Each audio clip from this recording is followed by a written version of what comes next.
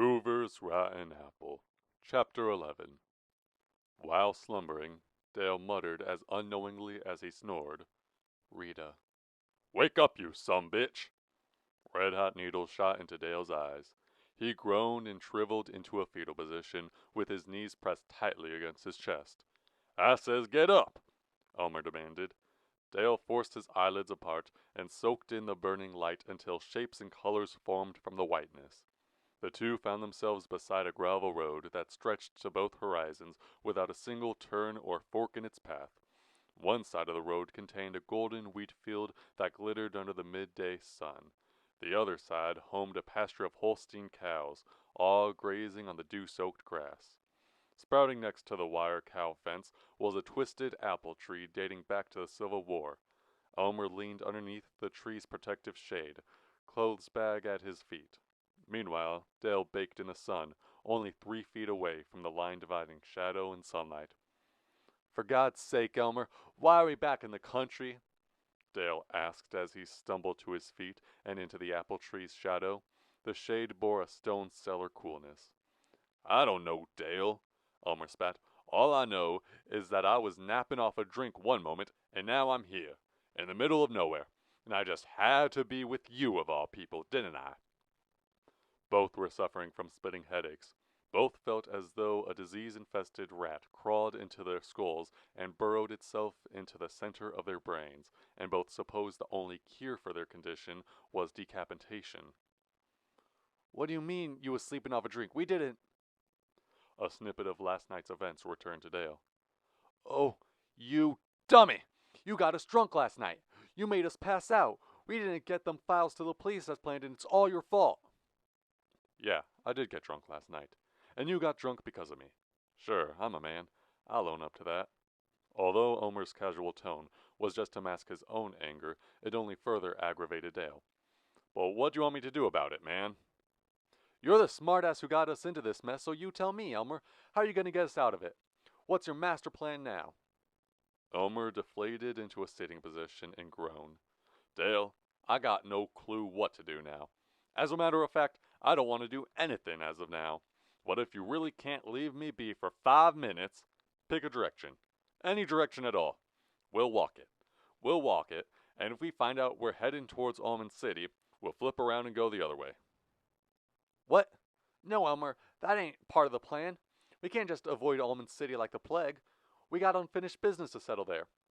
"You know what else is unfinished? My 5 minutes of you leaving me be." "It ain't right to leave this deal behind." "Yes, it is. It is perfectly acceptable to leave this conundrum unsolved. Why? 'Cause it ain't our problem, dummy. We ain't got no commitments to this case. We're out of Almond City. We're out of the case. Simple as that. Why go back to a city where we'll just become suspects again?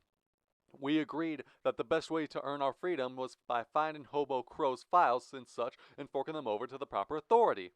This ain't just my idea either. You agreed to it as well, and you're going to see it through with me. It's what's fair to both me and for that poor dead girl down in the sewer." "The only reason I agreed to your dumb plan was so I could bum a few drinks off Freddy once we got to his bar," Elmer shouted. "It was all a ploy, a trick. Go deal with it on your own time, because you've already wasted enough of mine." There was a shock-filled gap in the conversation, where Dale did nothing but stare at Elmer. "You didn't want to help that poor girl? You didn't want to live like a free man? Is that it, Elmer?" he mumbled. "Yes, that's it." Elmer's voice was an emotional plain. Without taking the time to mentally construct the proper sentence, Dale blubbered, "You dirty, lying, cheating, sumbitch bastard!" "Can it, Dale? Just can it already, will ya?" Elmer shouted back. As much as he would have loved to argue on, Dale knew one more nasty comment will lead to physicality. No matter the conditions, drunk, hungover, or sick, Dale would never last a ghost of a chance against Elmer in physical confrontation. "Fine," he said, kicking at the gravel road. "I'll can it, but not 'cause you told me to." The two cooled off under the apple tree, each invested in their own world, when the plumpest, shiniest apple Dale had seen in years fell directly into his lap. After a close inspection to assure no worms had invaded the fruit, he deemed it breakfast well served. He nibbled at it with bird-like grace, all while awaiting Elmer's plan for moving forward. Yet, only the wheat's gentle rustling, the occasional moan from the cattle, and him crunching on the apple were heard. Elmer's back was pressed against the tree, with both hands stuffed in his pockets and one leg crossing over the other. He sat still enough to attract vultures. His eyes were lost in the field of wheat, and his mind was revising the points he made during their argument. He wanted to assure that the next quarrel would lead not only to a triumphant victory for him, but better yet, a humiliating defeat for Dale. When only the apple's core remained, Dale tossed it to the cows and asked, "What do we do now, Elmer?" "Already told you. Pick a direction. We'll walk it," Elmer said, either attempting to copy or mock Dale's obsequiousness. Dale blinked, shocked that Elmer's response contained no snark. "All right," he suggested. "How about we go left? My left, that is." Elmer briskly considered the possibility of the west road leading to more prosperity than the east, and concluded that they both led to identical nothingness. "All right, Dale. Enough waiting around then. Let's get walking." The two started up west. The moment they vacated the apple tree's shadow, their hungover returned, irritating as ever. Accompanying the headaches was an endless barrage of throbbing, blister-inducing heat waves. The heat waves forced Dale and Elmer's bodies to each become slathered in jelly-like sweat. Attached to this sweat were millions of invisible gnats, who pestered the two relentlessly. The more the gnats swarmed, buzzed, and irritated their skin, the more the two swatted at them. Their swatting produced more sweat, which, in return, attracted more gnats. It was a vicious circle no hungover man should ever become trapped in. The further they walked from the apple tree, the more Dale wished a car would pass by. If the car wouldn't lend a ride, at least some cool air would blow his way because of its passing. Not a single car drove by, however. Not a single farmer was working in his field either. No conversation was spoken. No clouds floated against the pastel sky. It was only Dale, Elmer, the gnats, the miles of gravel road, and infinite land. The land was a quilt, and each patch sewn into the earthy quilt grew a different crop. Corn, soybeans, wheat, rye, hay, oats, all stretching off to the blue horizon. Elmer and Dale were chasing that blue horizon, just as a hamster chases the top of its wheel. At that moment, the closest horizon rested on top of a hill, which, with its steepness and height, had no place in the flatlands. Trudging up the hill massacred their calves, and topping it caused their heartbeats to momentarily desist. There was no town ahead, nor was there a gas stop, a farmhouse, or anything similar. Only another stretch of road, and the same old nothingness to go with it. It took a century to reach the next rise. That one led to a 5-mile stretch, which led to 10, and 10 more. The countryside was an endless, ever-expanding object, a maze with no twists, turns, walls, or escape. Elmer was first to ditch his sports jacket by returning it inside his clothes bag. A few minutes passed, and Dale followed suit. Elmer also took it upon himself to expose his greased anthropoid chest and hog's gut to the world. He did so by completely unbuttoning his shirt. Dale, on the contrary, only revealed his forearms by rolling up his sleeves. Upon awakening, any food which didn't belong in a salad would have been puked up within seconds after consumption. A day of walking and frying later, both Dale and Elmer underwent a dramatic change in appetite. So when a billboard advertising a square mile's worth of town appeared beside the road, Elmer flipped his wig. "Oh, my laws," he muttered, reading the word Millville 1 mile. Forgetting the clothes bag, the heat, and his sore rubber legs, Elmer began sprinting with the merit of a youthful Olympic athlete. Strategically placed on the outskirts of Millville, where wanderers such as Dale and Elmer would locate it the easiest, was a building the color of robin eggs. Hanging above the building's glass doorway was a sign penned in red cursive. "Donna's Diner," it read. "Hey, hey, hey, wait up, please!" Dale cried, gathering Elmer's dropped belongings and clumping them back into his bag before giving chase after Elmer. Despite his late start, the two reached Donna's Diner at the same time. It was a trivial joint, the size of an average farmhouse and just as homey. The two walked in and were greeted first by the frigid inside air, followed by the waitress. She was hardly above 4 feet tall. She'd be 4.5 if her towering hair qualified as height. Her hair resembled a bundle of rusty steel wool sponges stacked onto her scalp. Her leathery skin didn't look attached but instead worn as a mask, and her dead left eye never allowed Dale to leave its sight. Howdy, boys. Oh my goodness, you two must have been walking for ages. Oh, you look terrible. Here, take a seat wherever you like. I'll go fetch you some water. If you need anything, don't be shy to holler. My name's Donna, but you can call me Sugar. All the boys around here do. She sounded as though her breakfast consisted of staples, barbed wire, and nails. The two agreed to sit at a booth lining the wall furthest from the front door. Donna led them to the dining room's backside and placed 2 menus along with 2 glasses of iced water on their table. What can I get you, fellas? She asked. Coffee. Dale was too tired to move his lips as he spoke. Donna didn't receive Elmer's answer right away. He was preoccupied quaffing his ice water with the avidity of a fish released back into the sea. Soon the only water to remain undrunk was the ice and condensation. Elmer returned the empty glass to the tabletop and parroted Dale. Coffee for me, too. Despite all the water he'd consumed, Elmer's voice still sounded gravelly and unquenched. Okie dokie, I'll get that for y'all. I got some brewing in the kitchen just for you two cuties. Once it's done heating up, I'll bring it right out for you. With that, Donna waddled away. Dale and Elmer melted into their booths as quick as wax figures left near a fireplace. They sat for 7 minutes, listening only to the ceiling fans whizzing, the clinging and clanging of distant kitchen utensils, and the buzzing of flies they didn't bother swatting. The two looked, smelled, and felt deader than corpses. Until Dawn returned with her coffee, they practically were. Here you go, honey pies, she said, placing 2 mugs on their table. Both mugs contained slightly above lukewarm brew. Now, have y'all decided what you want to munch on yet? Egg platter, Dale said. Pancakes, Elmer mumbled, quieter. Okie dokie, I'll get those to you in a New York minute. She backed away from the booth, and the two returned to their dormant state, only moving to sip from their mugs. How are we going to pay for this? Dale asked. I've seen the inside of your bag, Elmer. All we got for spending money is an empty tobacco tin with a couple of pennies and a dime in it. We ain't got what it takes to pay for these 2 meals and get on with this little journey of ours without going broke. Yeah, but you see, that tobacco tin ain't how we're gonna pay, Elmer said.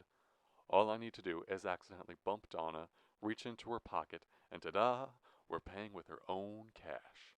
Now, Elmer, you hold up 1 second. Dale was flabbergasted. How can you do that? You don't know how to pickpocket, do you? Do you not remember me telling you about how I met Freddy? But you're actually good at it? Don't paralyze me, boy. I was great at pickpocketing. You mean patronize? Hush up. I'll show you I'm good at pickpocketing. Once Donna comes back around, I'll prove it. That's awful, Dale began.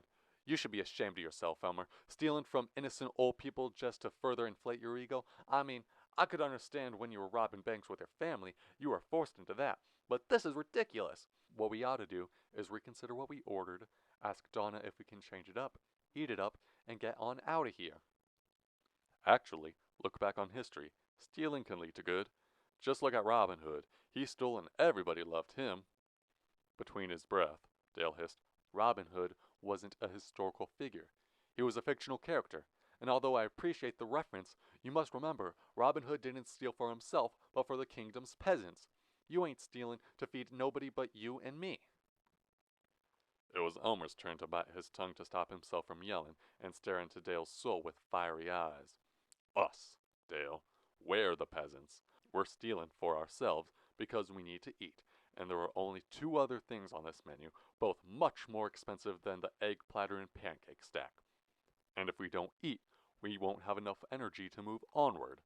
And if we can't move onward, we may never get back to Almond City. Dale gasped. You hog! You're blackmailing me. What? Dale saw through Elmer's false surprise, easier than a glassless window. How am I blackmailing you? You want to see if you still got them pickpocketing genes in you by stealing from Donna. And if I don't help you, you won't help me do what's right and get them files to the police. You won't let me be free unless I let you be a madman. Elmer's fist slammed against the table, tipping over his empty water glass and rolling its ice cubes across the tabletop as though they were a handful of dice. Hey, Dale, why don't you do me a favor and can it? He susurrated. Why should I? You did the exact same thing back at Freddy's, too. Said you wanted to find them files when really you just wanted to gobble some giggle juice with your pal Joe Hershey. Well, guess what? I ain't falling for it this time. I said, shut up, you dip, Elmer whispered. Look over at the door. Dale glanced towards the front entrance and saw a sheriff and deputy waiting for Donna. The sheriff had yet to remove his sunglasses and wore a corncob-sized cigar between his unshaved lips. He stood as if he owned the place, with his muscles locked in permanent flex and his spine a perfect Y-axis. The deputy stood just as tall as the sheriff, and that's where their similarities ended. He had all the features of a circus clown, including plump red lips, electrified ginger hair, and a ghostly pigmentation. All he lacked was the smile. Instead, the deputy appeared constantly on the verge of tears. Hide, Elmer whispered, unfolding his menu and diving deeper into it than a legally blind bookworm. Dale copied Elmer, but to no use. The sheriff and deputy were already approaching. If they get too close, run. Without unburying his face from the menu, Dale said, They are getting too close, Elmer. Then on 3, we run. Wait, are we counting by the Mississippis this time, or no? Nobody counts by the Mississippis, damn it. Now get ready to run on 3. 1.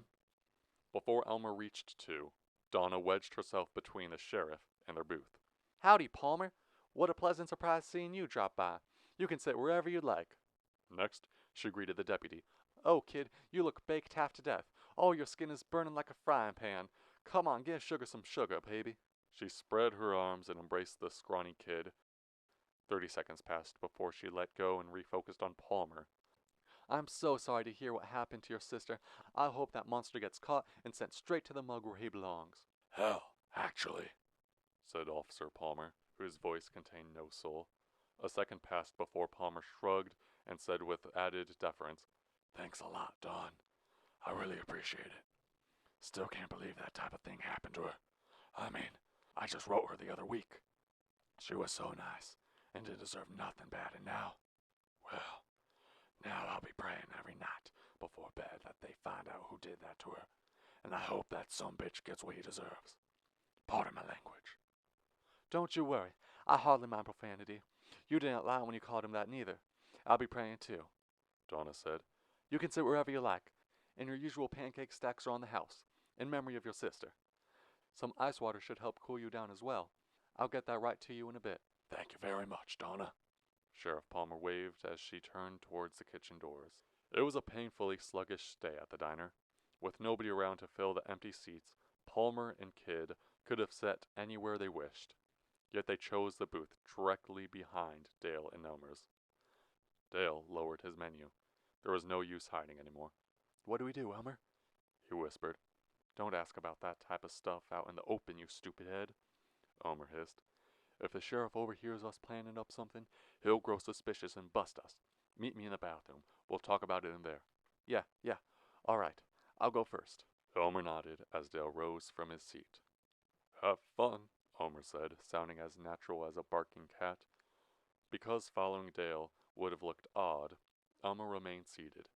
He felt exposed, as if the diner was filled with the old, the rude, and the wealthy, all dressed in $1,000 suits, while he was only wearing a dunce hat with a sign reading Kick Me.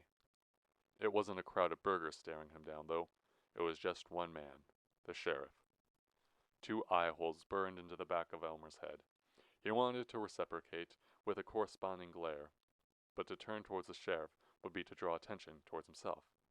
In fact, every minute action Elmer took, in his mind at least, raised red flags. He never shifted seating positions, nor did he fidget his thumbs or read the menu. He didn't hum, whistle, or tap on the table, and he was too paralyzed to observe the wallpaper or the windows or any other features the building contained. Eventually, he gathered the nerve to glance at the wall clock. A single minute passed. 1 minute was long enough. Elmer rose and left for the bathroom. Dale wasted no time filibustering once Elmer entered the bathroom. Okay, first things first. We ain't gonna leave. We still gotta pay for the coffee and the meal, and we still gotta eat, and there's simply no way I'm spending another second walking along out under that devilish sun with an empty stomach. We already dealt with enough of that bowl back in the mug. Hey, slow down. I agree with you, Dale. I don't want to leave here either. But them cops out there must have seen a wanted poster or something, 'cause they're on us like flies on a spoiled egg sandwich. Alright, well, how can we shoo them off our backs? Dale asked. We can't just go up to them and say, hey, I know you're thinking we're the people who escaped from that prison, but I can personally guarantee you we ain't. How can you believe us? Well, because we ain't, that's why. You see, it just ain't gonna work out. You know, you can list all the idiotic plans that are bound to get us sent back to the mug for days. What I'm gonna do is throw on my thinking cap and start conjuring up some plans that'll make the sheriff scram, and I advise you quit being a dummy and do the same. Now, there's gotta be some way to lead them out of here without letting them know we want them to leave, Elmer said. Those words, without letting them know, rang inside Dale's head. As a magician, he specialized in not letting them know. Could he pull it off? After being cooped up in the mug for so long without practice or an audience, could he still not let them know? A retired magic trick of his juvenile years returned to Dale at that moment.